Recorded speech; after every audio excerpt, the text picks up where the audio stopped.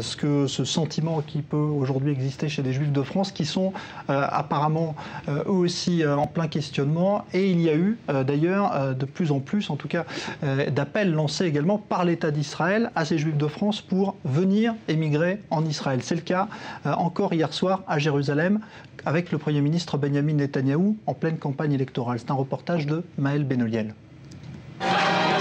C'est sous les ovations que le Premier ministre en campagne fait son entrée telle une rockstar. Environ 300 francophones ont répondu présents à l'invitation de Benjamin Netanyahou et de son parti, le Likoud. Une soirée électorale spécialement organisée pour la communauté française vivant en Israël et une véritable opération de séduction de la part du principal favori de ces prochaines élections législatives. Je suis très heureux d'être avec vous ici ce soir. J'apprécie beaucoup votre soutien. Le Premier ministre s'est adressé en hébreu à une salle comble pendant une vingtaine de minutes. Un mois après les attentats qui ont frappé Paris, il a rappelé que c'est en représentant de tout le peuple juif qu'il a participé à la marche républicaine. J'ai entendu le message des Français dans leur ensemble dire au monde « Je suis Charlie ».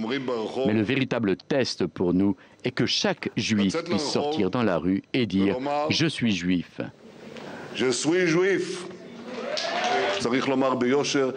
Il faut le dire sans équivoque, une vague d'antisémitisme déferle sur le monde. L'antisémitisme est plus que jamais présent dans une combinaison de forces anciennes et nouvelles menées de front par l'islam radical. Il est impossible de ne pas s'en rendre compte. Et Benjamin Netanyahou le clame haut et fort, la place des Juifs se trouve en Israël. Je voudrais avant tout que vous délivriez le message aux Juifs de France et de diaspora que nous les voulons ici, en Israël. Nous n'avons jamais abandonné le rêve sioniste. Un discours bien rodé dans lequel Benjamin Netanyahou n'a pas hésité à s'en prendre à ses principaux rivaux, à moins de 5 semaines des élections législatives. La principale question de ces prochaines élections est de savoir qui va pouvoir tenir tête à l'Iran et à la communauté internationale.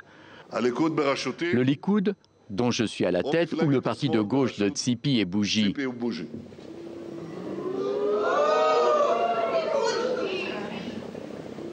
Je pense que j'ai ma réponse.